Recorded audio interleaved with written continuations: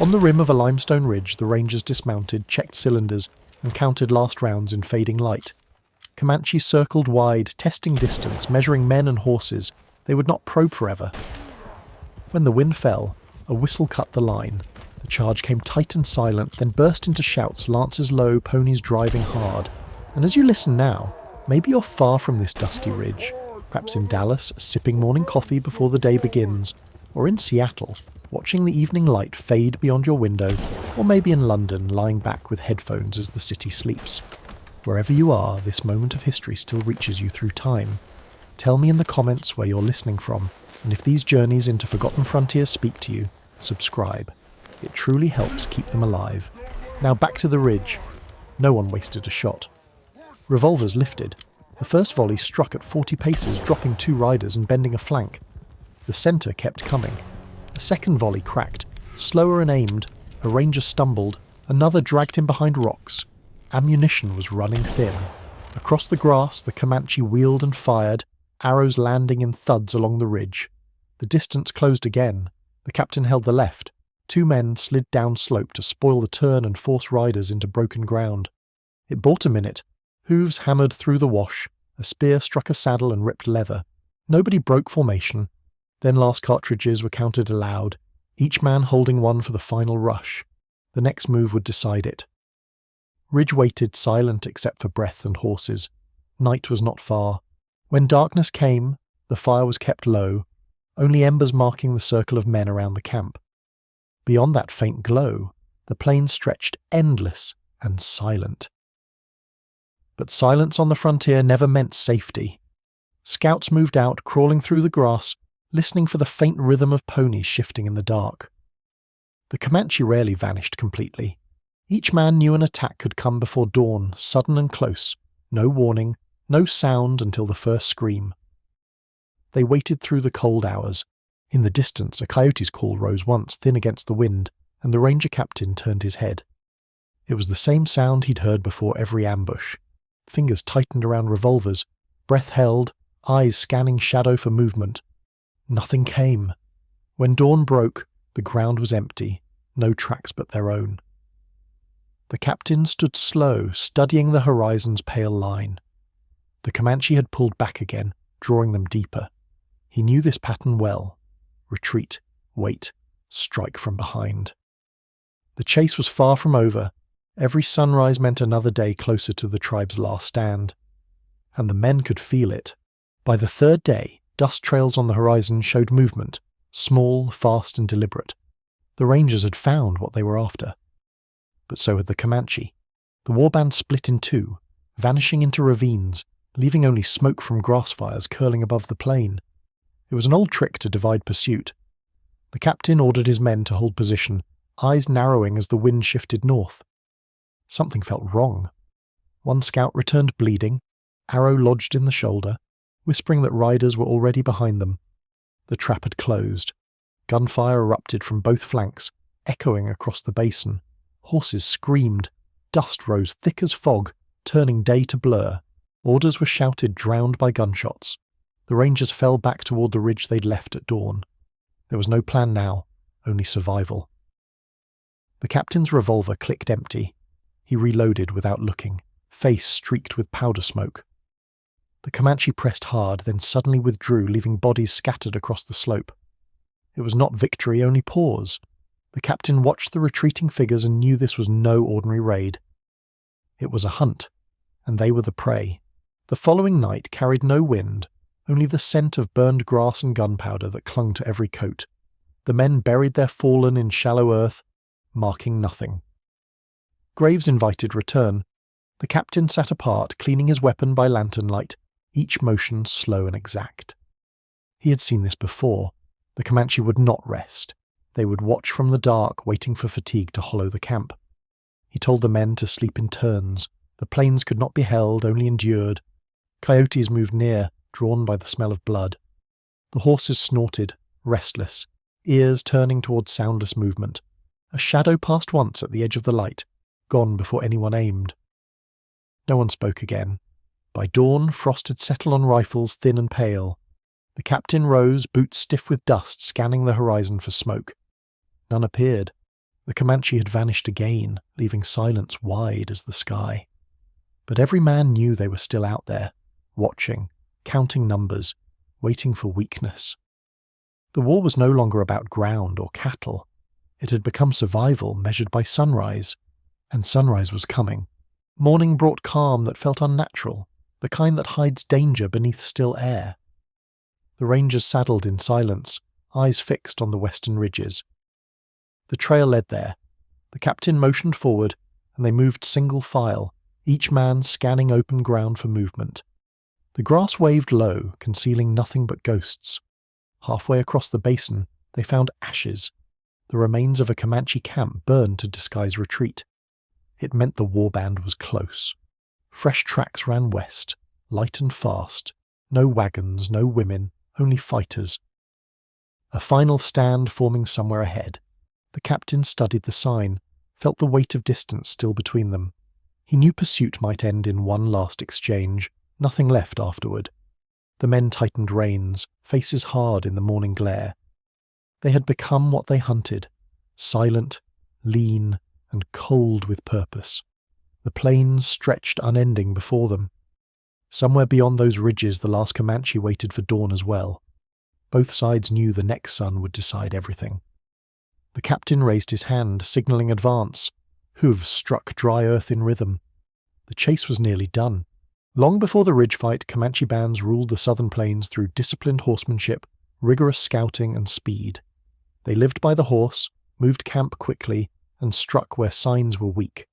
Each warrior travelled light: bow, lance, rawhide shield, knife, and occasionally captured firearms. Women hauled travois behind ponies, elders advised routes, scouts read bent grass, ash piles, and faint hoof sign. Villages shifted with water and grass, never inviting siege. Raids targeted horse herds, provisions, and isolated settlers, then vanished into country few outsiders could read. Mexican cavalry and American dragoons chased often, rarely closing the distance. The plains favoured riders who knew every draw, salt flat, and waterhole. For generations this moving war held, yet change gathered. Rangers shed wagons, carried repeating pistols, and learned to trail by ash, dung, and displaced stone. Buffalo herds thinned, trading posts multiplied, forts linked patrols by courier. Distance shrank when bullets reloaded faster than arrows. The Comanche still rode with nerve and precision, but pursuit tightened. Old routes grew riskier, winter grazing shortened, camps migrated under pressure. Skill endured, advantage shifted. The riders of the plains were meeting a steadier frontier, a frontier measuring battles by ammunition and time. The Comanche code prized courage, loyalty to the band, and strength earned by hardship rather than talk. Boys learned early to ride bareback, loose-kneed and balanced, shooting from a gallop with short bows or lances held tight. War leaders judged terrain like a ledger: water, cover, exit lines, and horse condition. Raids avoided fixed fights. Survival came from speed and surprise. Camp gear stayed minimal so movement never stalled. The system worked while enemies moved slowly and reloaded once. But the frontier changed. Ranger detachments abandoned wagons, carried repeating pistols, and kept spare cylinders ready. Patrols rode in dispersed files, regrouped on signal, and pursued by sign in dust, dung, and ash. Herds of buffalo thinned, shrinking the Comanche cushion of meat and hides. Forts rose along rivers, couriers linked companies, captives were ransomed less, hunted more. Gunfire reached farther than arrow flight, and night attacks met pickets with revolvers instead of single-shot muskets.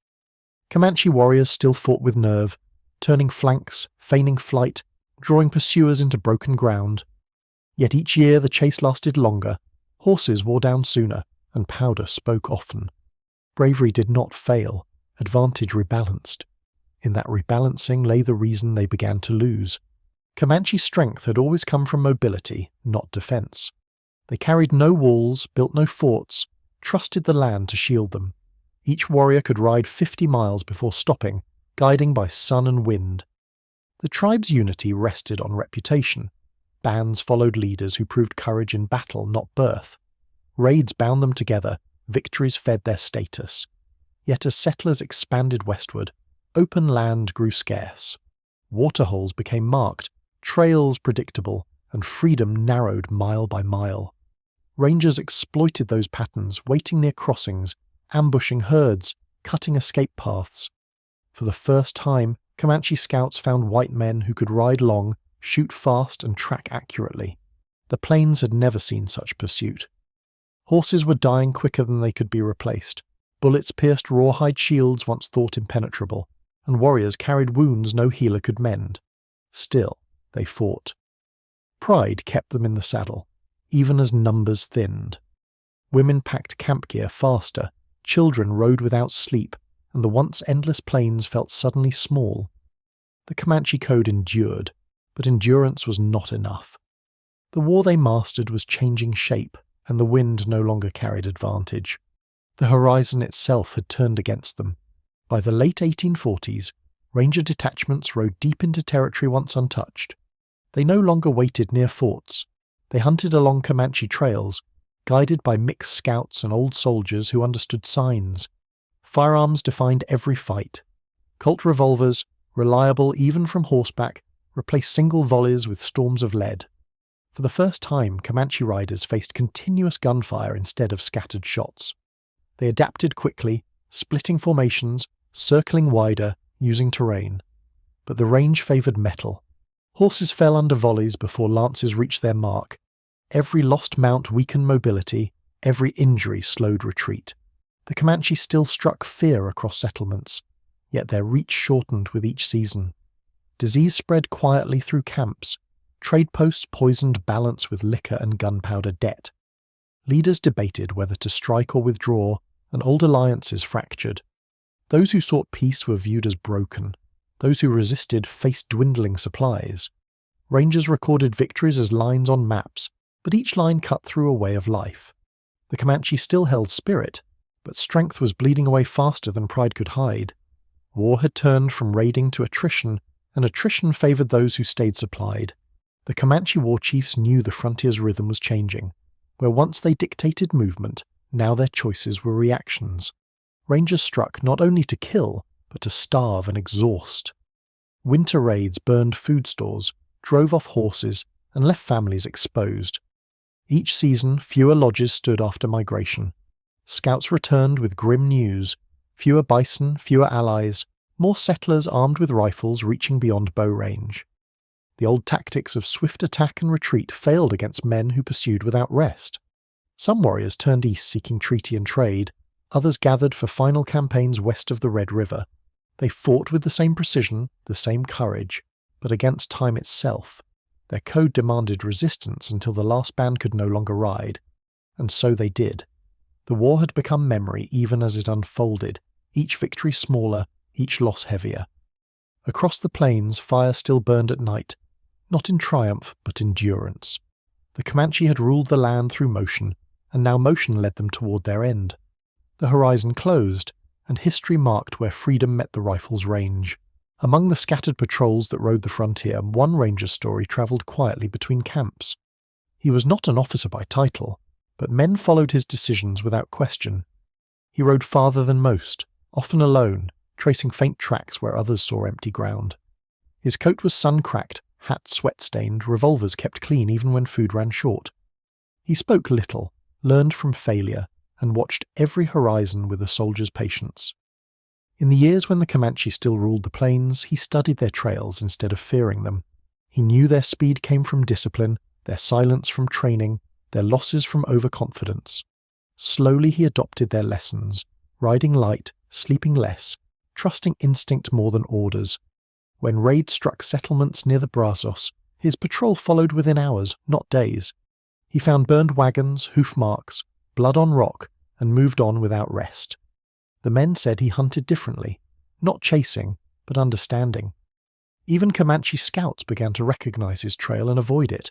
The frontier had shaped a new kind of soldier, one that belonged to the land as much as the enemy once did, and soon both would meet. He was no legend to himself, only a man who survived where others vanished. He rode without band or banner, carrying the weight of every fight behind him. The Rangers called him stubborn. The Comanche saw him as a restless spirit, neither retreating nor dying. His strength was endurance, not luck. Days without water, nights without sleep, he learned to track by sound, follow scent, and move when the land moved. His horse was thin but quick, trained to stand silent while gunfire cracked close. He fought with twin revolvers, one for the charge, one for the last distance. There was nothing extraordinary in his face. Sun-darkened skin, short beard, eyes lined from dust and glare. Yet every scout who rode with him claimed he could feel danger before it showed. He didn't lead by speech. Men simply aligned with his pace. When he rode, others followed, and that rhythm pulled the patrol through ground thought impassable. Somewhere ahead waited the last Comanche warband, the one still unbroken. He did not seek glory, only the end of pursuit, and the plains, wide and empty, were ready for their meeting. The Rangers' pursuit began at dawn on the edge of the Llano Estacado, where the plains rolled without end. A trader's station had been burned during the night. Hoof marks pointed north, fresh and narrow. He studied the ashes, touched the ground, and read the trail like a map. Each indentation told direction, pace, and number. He counted 15 riders, too few for a full band, too many for scouts. The Comanche were moving fast, likely toward water or shelter. He gathered his small patrol, 7 men hardened by months of dust and hunger. They rode light, carrying only powder, cartridges, and jerky wrapped in cloth. As hours passed, the tracks grew sharper in heat-hardened soil. He read every sign: broken grass, displaced stone, drag of a lance tip, all leading toward the distant mesas. By midday, one rider fell from exhaustion, another's horse gave out. The ranger pressed on, saying little, following the pattern that no one else could read. He knew where the warband was heading, even before the signs confirmed it. They were drawing him into the open country where traps could close. He rode anyway, because stopping meant losing them forever. The chase lasted 2 days across ground that broke lesser men. Wind rose with dust until the horizon vanished, turning the world to movement and echo. The ranger rode forward, wrapped in grit, eyes narrowed against light. His revolver stayed dry under his coat, spare cylinders strapped to his belt. Behind him the patrol strung thin across the flats, every man fighting horse and fatigue. Toward dusk they reached a small rise where broken terrain revealed faint smoke curling far ahead. It was the Comanche camp, small, tight, built for mobility. The ranger studied it through the glare, counting mounts, estimating distance. They would not wait. They were too few, too proud to flee completely. He ordered silence, no fire, no rest. At midnight they advanced on foot, rifles ready, moonlight silvering the grass. The Comanche had already moved. Fires cold, ashes spread to hide heat. It was another test. They were watching from somewhere unseen. The ranger smiled faintly. It meant he was close. The plains had taught him patience, and patience was its own weapon. He turned his horse toward the next ridge, knowing the real fight was coming with sunrise. Morning broke with colourless light and thin air, the kind that carried every sound for miles. The ranger's patrol halted near a dry ravine, their horses trembling from thirst. Across the basin, movement flashed. Riders, a dozen, maybe more, weaving low through the dust. The Comanche were not running this time, they were forming a line. The ranger understood immediately. They meant to finish it here. He gave quiet orders, spacing men along the ridge, conserving fire until the charge began. No speech, no bravado, only calm before the storm. The Comanche advanced with precision, hooves pounding like drums, arrows rising and falling in arcs. The first volley from the ridge cracked sharp, then another, slower and measured. The battle stretched in rhythm. Approach, retreat, reload, fire again. Dust swallowed the valley until shapes blurred into noise. When it cleared, half the horses lay still. The warband withdrew once more, slower now, burdened by loss. The ranger did not follow. He watched them disappear into the horizon and holstered his weapon. The hunt had not ended, but the balance had. For the first time, the plains belonged to silence. The fourth morning began with still air and wide silence, the kind that follows long pursuit. The ranger's men rested behind a ridge, their faces pale from sleeplessness, their canteens half empty. Before them lay open ground, no trees, no cover, just endless grass shimmering under white sun. He studied the terrain, reading every dip and rise where riders might move unseen. The Comanche were near. He could feel it as surely as the dust under his boots. They had stopped fleeing. He checked his revolver, tested the cylinder and motioned for quiet. Behind him, a horse stamped nervously, catching scent of something carried on the wind. Across the basin, faint specks appeared, riders gliding low, circling. The ranger lowered his hand. No orders now. The men spread across the ridge, lying flat, guns steady. The distance closed with terrible calm. This was not an ambush. It was the end both sides expected. The ranger exhaled once, watching the line approach in shimmering heat. They had fought each other across half a continent, and now, at last, nothing stood between them but open ground. The plains waited, patient and vast, ready to take both. The first charge came fast and silent, a wave of dust before sound reached. The Comanche rode in tight formation, lances forward, ponies stretched thin with foam.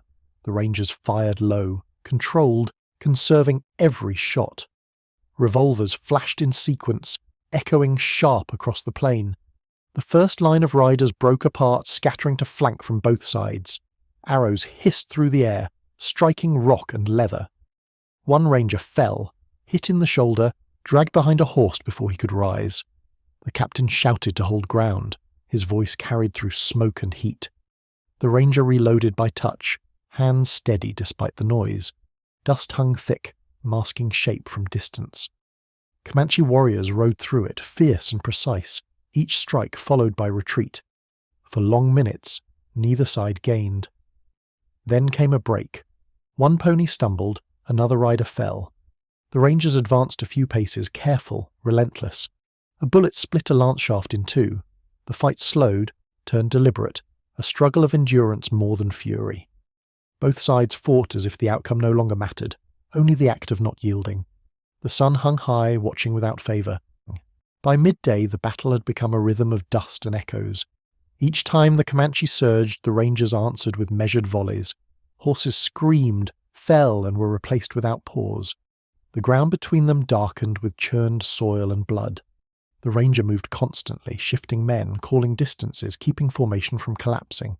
The Comanche adapted just as quickly, circling beyond rifle range, releasing arrows that cut through haze. Their leader rode at the centre, bare-chested, painted red from chest to jaw, his hair bound with leather cords.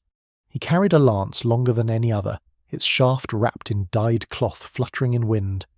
He did not shout. He guided with gestures, and his riders moved as one.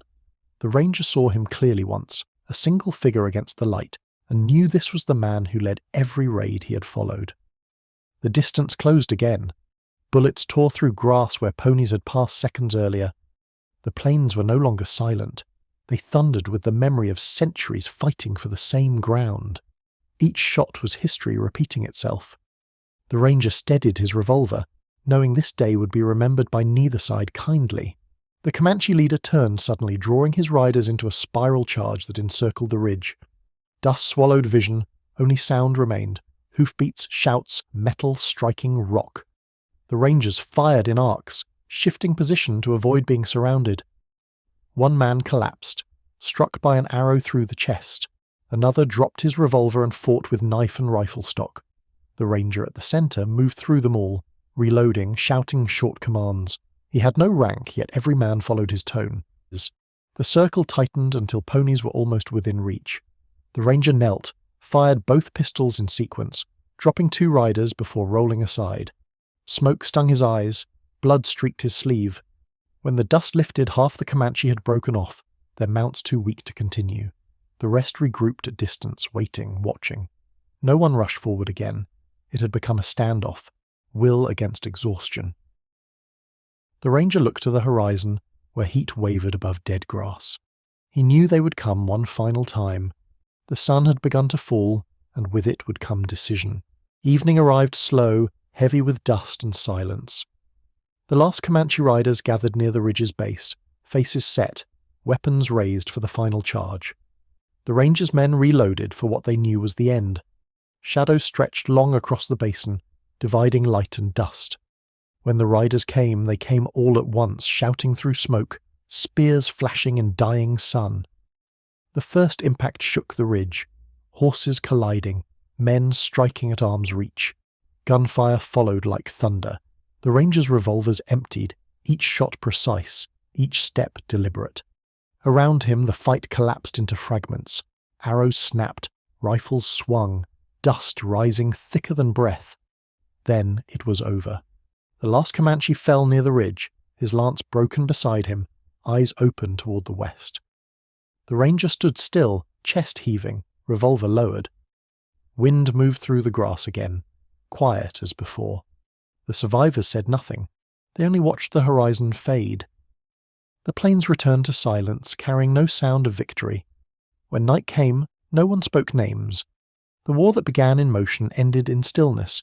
Beneath the same sky both sides had called home. When dawn came, there were no hoofbeats, no war cries, only silence settling over the ridge-churned grass. The Ranger stood where the last shots fell, revolver empty, fingers raw from recoil and dust. Riders and mounts lay still in shallow drifts of earth, already softening as the wind crossed the basin. He did not speak. Survival on this ground was never triumph. It was breath, water, and moving on. Men gathered slowly, checked their cylinders, lifted canteens, and counted the living. There were no cheers. The Comanche were gone, their line broken and their trail ending at this bare rise. Smoke from burned grass lifted in thin strands, twisting into the pale sky without sound. A few Rangers searched for wounded. Others stared west, eyes stung, waiting for movement that never returned. The Ranger holstered the gun, wiped grit from his face, and turned a circle, memorizing the emptiness. Every ride, every chase had led here to a quiet no book would capture. The plains ran outward again, belonging to no one and everyone, promising nothing. The war closed like a door without echo. Both sides had given more than they could spare. The land noticed, then carried on. By noon the survivors rode south at a walk, leaving the ridge unmarked and unclaimed. The Ranger kept the lead without speaking, reins loose, hat pulled low against the glare. Behind him the column stretched thin, each man riding alone inside the same silence. The Comanche were gone, yet their presence clung to every hill and hollow. Broken arrows lay half buried in dust. Hoofprints curved and faded where the grass tried to rise again. A hawk circled once and drifted east, finding no motion below. The Ranger looked toward old camp country and saw threads of smoke, faint and distant. It marked an ending more than a place. He felt respect settle heavier than relief. The riders they had faced were enemies until the gunfire stopped. At the first creek they dismounted, watered horses, and drank in silence, tasting grit from each cup. The land seemed larger, not emptier, as if noise had been removed and distance exposed. Men checked saddles, shifted weight, and swung up again. The trail bent towards settlements they hardly remembered. Whatever they carried home would not be pride. It would be knowledge that the frontier had changed them, and the plains would not forget. Days later, the patrol reached the edge of settlement, a scattering of cabins and corrals marked by wagon tracks. The people stepped from doorways to see the dust-covered men riding through, faces hidden behind scarves and sweat. No one cheered. They only watched in silence as the Rangers passed, recognizing something finished. The Ranger dismounted near the well, poured water over his hands, and stared at the ground before drinking. In town records, the engagement would become a single line, a place name followed by numbers, but for those who rode it, the memory stayed heavier than print. They spoke little. Their eyes told everything. The frontier had grown quiet, but quiet did not mean safe. It meant there were no more riders left to fight. Supplies were distributed, horses fed, and wounds bound with strips of cloth. That night the Ranger sat outside the post cabin, listening to crickets replace the wind. In the darkness he could still see the ridge, the motion of the charge, the sound of hooves striking dust. He did not dream of victory, only of distance. Somewhere beyond those hills the plains remained empty and endless, holding stories that no survivor could retell completely. Weeks passed, and the season turned dry again. The Ranger stayed on patrol, though few fights remained. He rode the same trails out of habit, tracing rivers that had once marked the border of Comanche hunting ground. Abandoned camps dotted the valleys, collapsed lodges, scattered bones, half-buried ashes. Each told the same story of a people pressed beyond reach. Traders moved freely now, their wagons following the same paths warriors once guarded. The ranger noticed fences appearing where grass had been open for centuries. Wire lines, wood posts, and new signs of ownership cut across the land that once belonged to movement. He did not call it progress, only change. Every mile he rode felt heavier, the silence thicker. When he camped at night, he built no fire, listening instead to coyotes where war cries once echoed. He carried the same revolvers, though they seldom left their holsters. The frontier was ending quietly, not through treaty or proclamation, but through stillness spreading outward. The ranger knew he was witnessing the last heartbeat of an era, and though he had survived it, part of him stayed behind, among the empty ridges where courage had met exhaustion. Years later, travellers crossing that same plain found nothing but wind-cut stone and grass grown tall over forgotten trails. The ridge still stood, weathered but unchanged, its soil hiding fragments of iron and bone. They said a ranger once fought there, though no one remembered his name. Only the elders of nearby settlements recalled stories told in quiet, of a lone horseman who ended the last Comanche warband. The land gave no sign of favour.